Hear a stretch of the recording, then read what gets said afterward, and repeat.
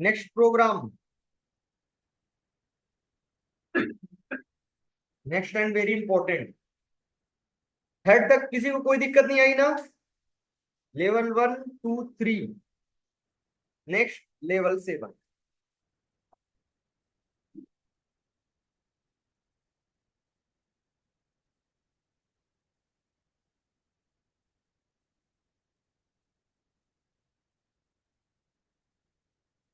तो इस वाले में ये लेवल, इसको हम बड़ा क्यों कह रहे हैं? क्योंकि इसमें डेटाबेस भी ऐड होगा। फर्स्ट प्रोग्राम में सिर्फ सर्वलेट था, सेकंड प्रोग्राम में सर्वलेट विद एचटीएमएल था, थर्ड में एचटीएमएल सर्वलेट और मल्टीपल सर्वलेट। इस वाले में एचटीएमएल, मल्टीपल सर्वलेट और डेटाबेस, तीनों चीज ऐड रहेंगे। ठीक है, जो आपके पूरे एडवांस जावा में है, मैक्सिमम चीज इसमें ऐड है। ठीक है, इसलिए ऐसा इसका नाम। जैसे एक टेबल बनाते हैं हम, या कि एक टेबल हमने बनाया डेटाबेस। ठीक है, टेबल का नाम किया बुक डिटेल्स। ठीक है, टेबल का नाम हमने किया बुक डिटेल्स। मल्टीपल कॉलम करते हैं, book ID, book name, price. कितना बन जाएगा आप लोग से?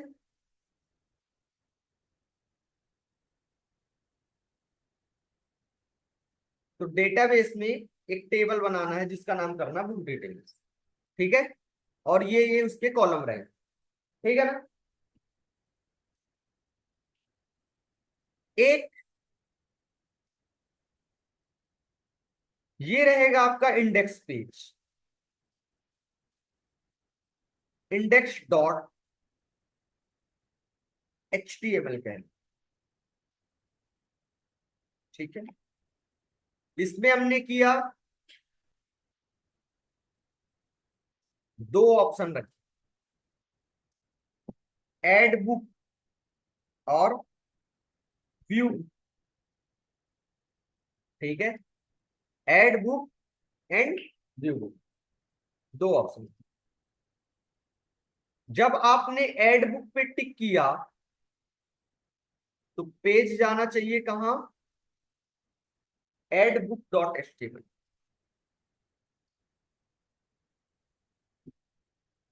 ऐड बुक डॉट, जहां पे उसको चार ऑप्शन मिलेंगे, inter book name, book ID, book price, book quantity, वगैरह वगैरह करके मल्टीपल ऑप्शन इंटर करेगा, देन वो क्लिक करेगा सबमिट। ठीक है, ये डायग्राम पूरा समझ लेना, क्योंकि प्रोग्राम पूरा इसी डायग्राम के बेस पे ही चलेगा।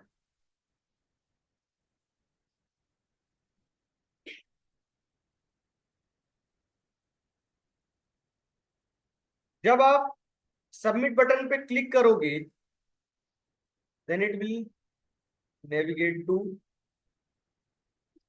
Add book servlet.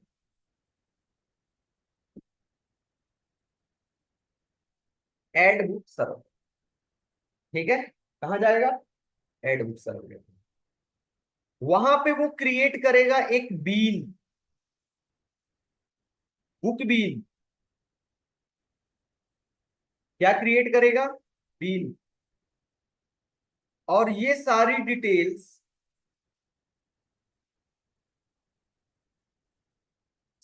ऐड हो जाएंगी किसमें? बीन में, एक बीन क्लास। बीन क्लास क्या होता है, आओ उसी को समझ लें।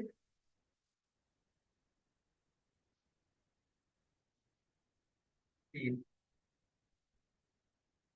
Been class is a data carrier class among multiple layers. ठीक है, जैसे बैंक है, एक बैंक की दूसरी ब्रांच इधर है, तीसरी ब्रांच इधर है, चौथी ब्रांच इधर है।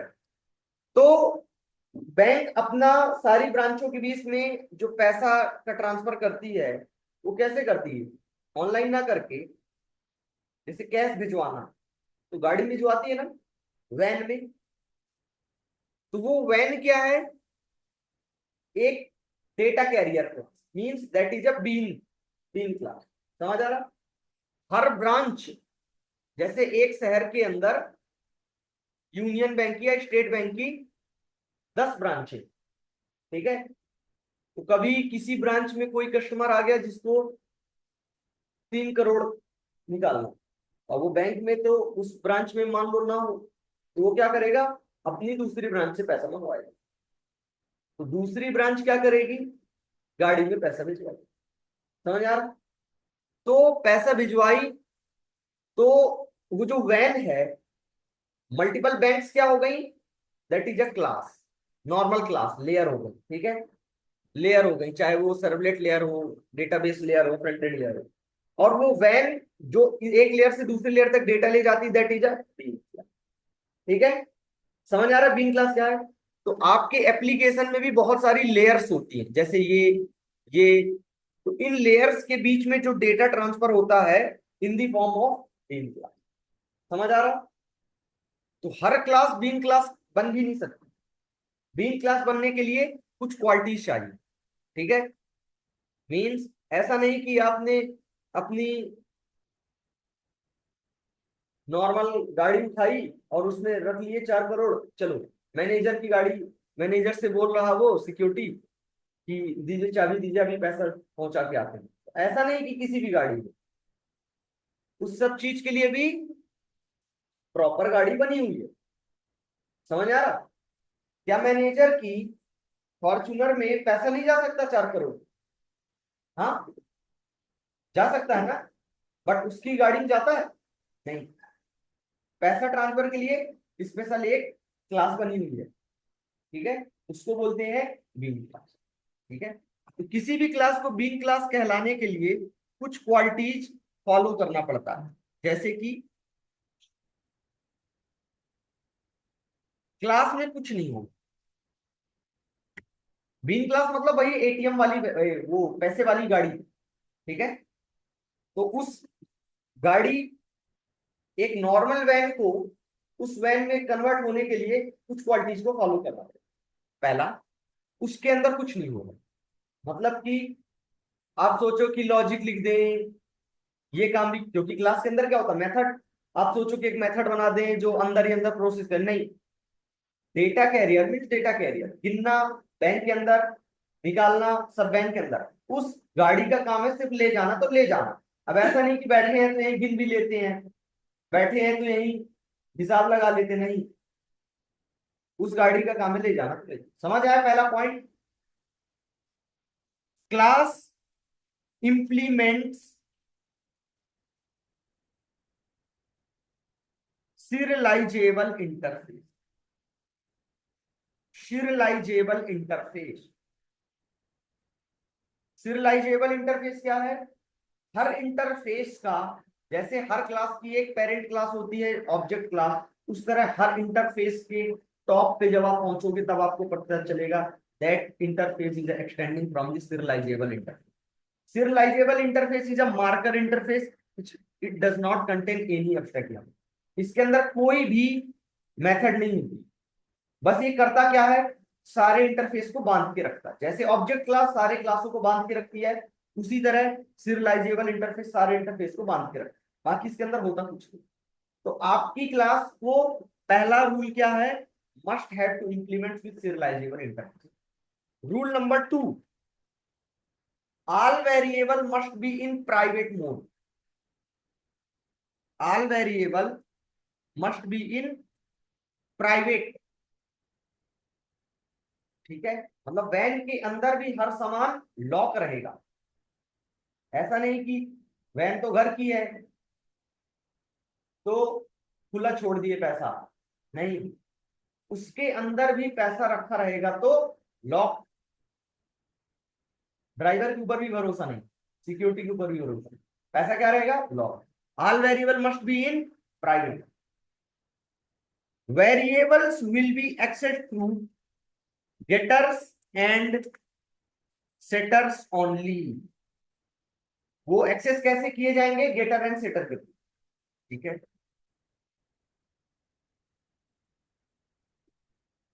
One zero param constructor,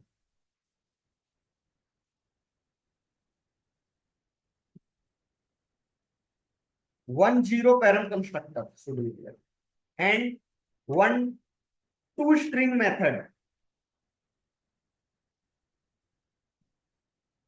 to string method क्या करेगी, सारा जब भी आप बोलोगे बैंक में कितना है, मतलब गाड़ी में कितना पैसा है, तुरंत एक पता चल जाना चाहिए गाड़ी में कितना पैसा भी है ना।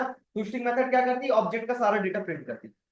बस इतनी चीजें चाहिए, मिनिमम रिक्वायरमेंट्स है किसी क्लास को as a being class convert हो। must have to implement with the serializable interface. All variable will be in private. Variable will be accessed through the getters and setters only. One zero param constructor and one two string method. ठीक है, समझ में आ रहा। ये क्या है, minimum requirement. ठीक है,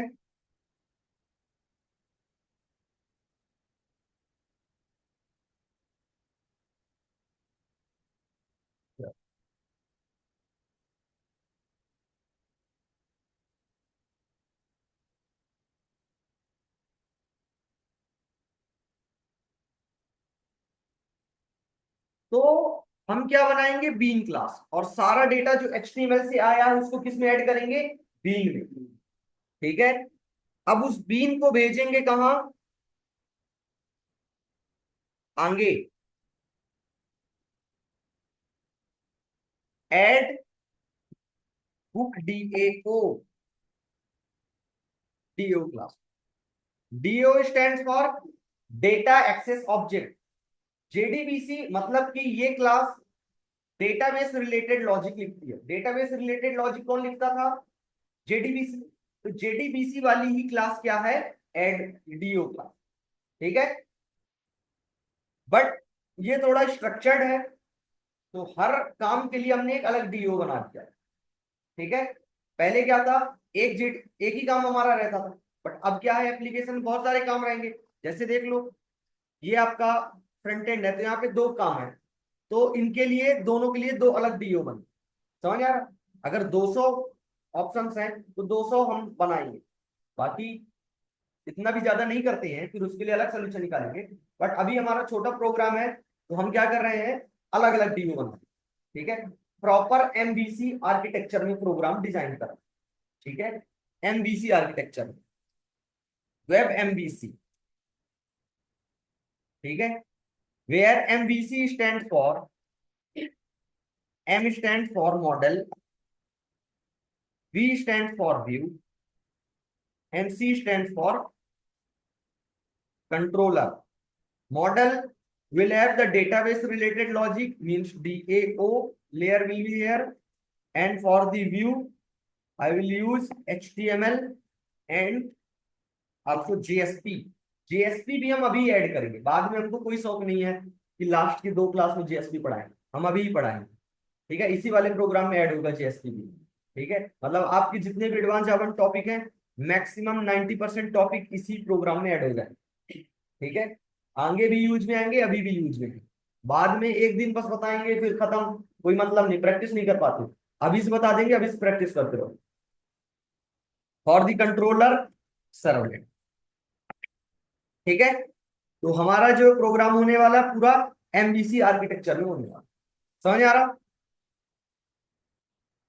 तो एक डीओ लेयर रहेगी, और फिर उसके बाद एक डेटाबेस होगा।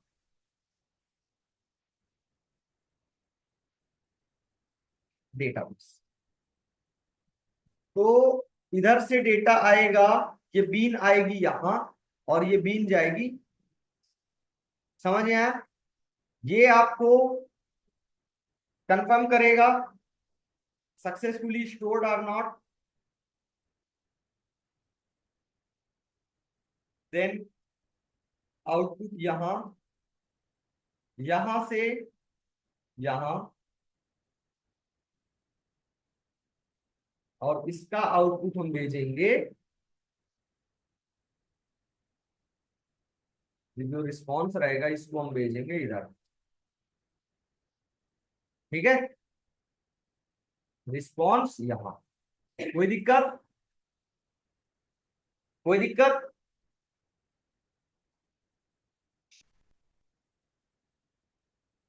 इसी तरह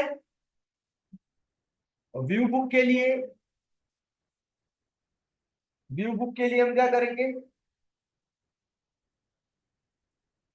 श्याम, श्याम,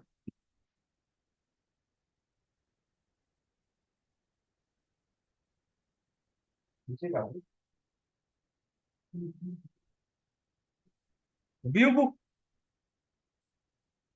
तो व्यू पे तो हमको कुछ इंटर करना है नहीं, व्यू बुक नहीं, व्यू बुक्स,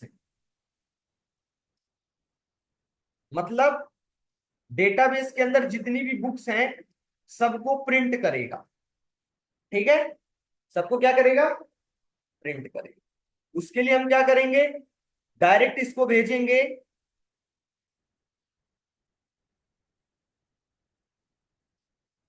इसको इधर कर दो और इसको इधर कर दो।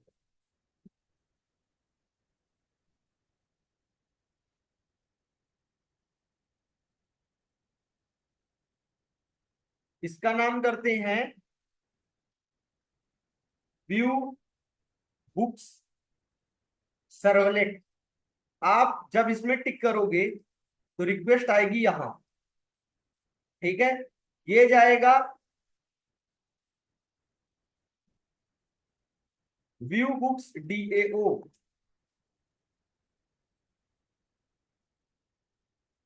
ये जाएगा यहां,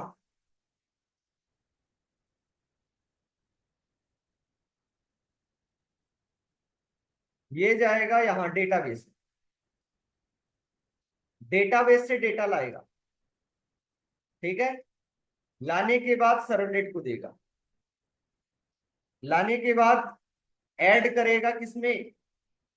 बीन में, अदरवाइज डेटा लीक होने के चांसेस हैं। इसमें आएगा बीन में, डेटाबेस से किसमें आएगा?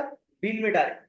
बीन में आने के बाद उस बीन को हम भेजेंगे यहाँ, यहाँ भेजने के बाद उसको प्रिंट कराएंगे यहाँ पे। ये क्या है? ये है view product dot view books dot JSP, view books dot JSP. JSP क्या है वो भी यहीं पे बताएंगे काम। ठीक है, चलो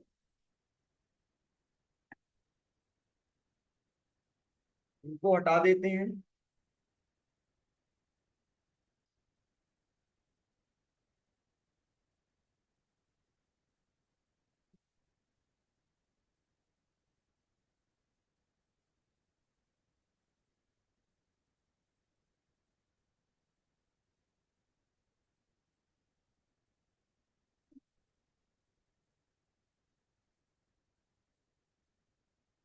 ठीक है, ये रहने वाला है कुछ आर्किटेक्चर कल के प्रोग्राम। ठीक है,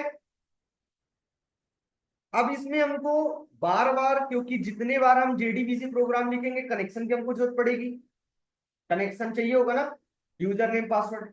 तो बार बार हमको कनेक्शन ना लिखना पड़े, यूजर नेम पासवर्ड वगैरह, इसलिए हम एक क्लास बना लेंगे जिसका नाम करेंगे डीबी कनेक्शन।